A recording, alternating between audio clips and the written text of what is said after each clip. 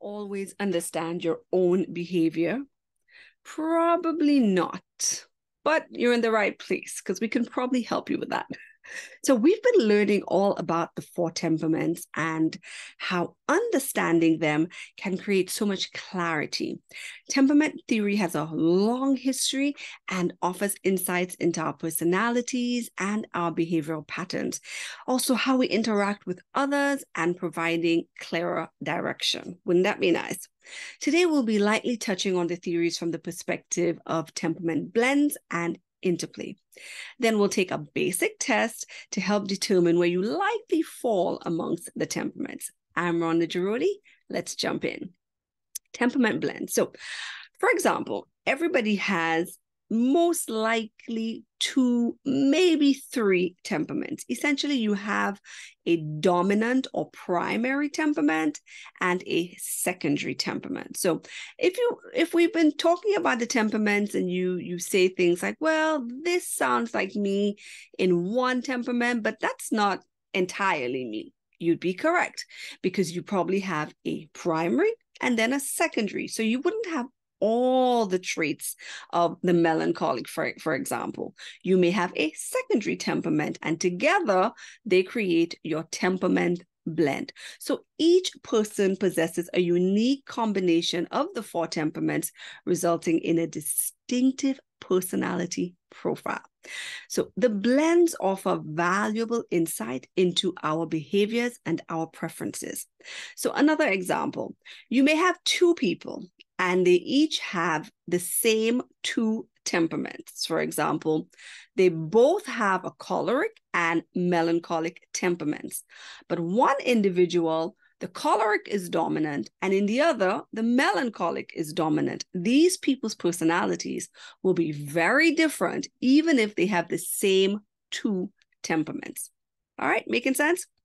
Let's talk about interplay a little bit. So interplay is when we have the dynamic that occurs between two temperaments. As you can imagine, some people get along really well and others not so much. So the temperaments, when they come together, can either really complement each other or they can clash. For example, imagine you have a choleric leader who's just about getting it done, and you have someone on his team who is melancholic and very detailed. The leader is up against a deadline, and the melancholic wants to get every little detail correct, and the leader just wants to meet the deadline. You can see how that might create a little bit of a clash, right? In other cases, let's take the same scenario, but you have a phlegmatic who's task-oriented. They want to get it done, but they're also great followers, with a choleric who is a leader who also wants to get it done. He really wants to get it done. That dynamic will work well together in that situation. All right. Okay, so now let's delve into our basic test. But please keep in mind that this is just a very brief assessment to give you a little bit of an idea of what your primary temperament might be. This is not a comprehensive analysis.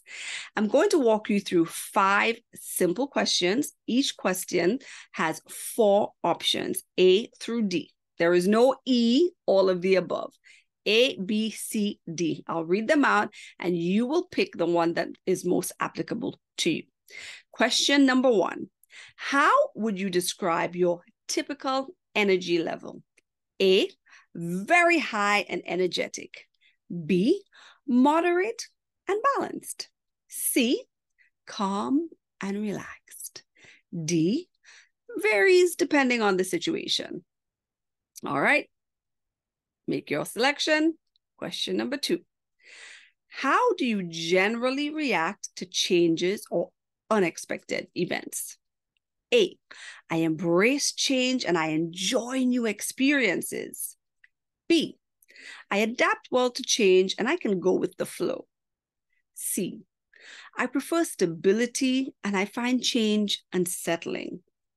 D, it depends on the specific situation and the context. All right, make your choice. Number 3, when it comes to social interactions, how do you tend to behave? A, I'm outgoing, I enjoy meeting people, and I thrive in social settings. B, I'm friendly and sociable, but I also value my alone time.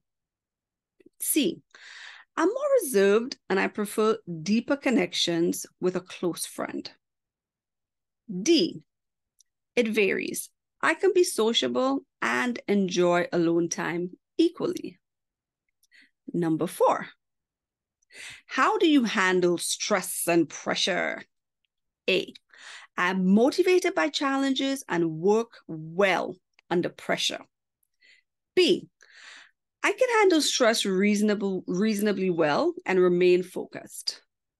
C, I prefer to avoid stress and find ways to maintain peace of mind. D, it depends on the situation. I can handle stress differently depending on what the context is. Last one, number 5. How would you describe your decision-making style? A, I'm quick to make decisions and trust my instincts. B, I consider all the options, gather the information before deciding. C, I'm thoughtful and I take my time before making important decisions. D, I can be flexible in my decision-making approach depending on the situation. All right, so scoring time, all done. I'll give you a second. What I want you to do is to count the number of times that you selected A, count the number of times you selected B, and so on. And you do that for each of the letters, all right? The option with the highest count corresponds to your primary temperament tendency. Now remember, this test provides a general indication of your temperament tendency and should be taken for, like a starter of self-reflection. But for a more accurate assessment, I will give you some information about that as we continue on over the next couple of weeks. All right, so if you're interested, you can look out for that. Also, keep in mind that when we talk about temperaments, we're speaking from the perspective of generalizations, meaning that not everybody in every situation is going to do what we're suggesting. Essentially, we're talking about what most people do or how most people feel. There will always be exceptions. We're humans. We're unique. We're diverse. Every experience is unique. So no theory is going to be 100%, but we're talking about what happens most of the time. We're talking about generally what occurs. All right. So let's get into the interpretation. If you picked mostly A's, you're likely to be a choleric, assertive, and energetic.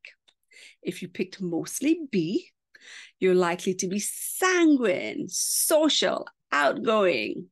If you picked mostly C, melancholic, thoughtful, and introspective. If you picked mostly D, last but definitely not least, you're likely to be a phlegmatic, calm, and adaptable. Okay, so let me know what your primary temperament appears to be. Post it in the comments. I am really intrigued to see where we are and where we fall amongst the temperaments. All right, so there you have it, folks. We've explored the 4 temperaments from different perspectives, and we've looked at the blends on a basic level and interplay on a basic level. These perspectives offer a little bit of insight into your unique personality and how you relate to others, but they don't define who you are completely. All right, as I mentioned, they're just guidance to give you some insight, but embracing your individuality while appreciating the diversity of those around you is the primary objective. Okay, and hopefully we can live in a little bit more harmony. Yeah, tag a friend, please. Someone may find a kick in all of this. They may get a laugh, find it interesting. Tag someone in the comments. And thank you so much for joining me today. I hope you found the discussion interesting. Over the weekend, we'll put a pin in the temperaments, but I will see you on Monday. Have a safe weekend, everyone, and make it the best weekend ever. Bye.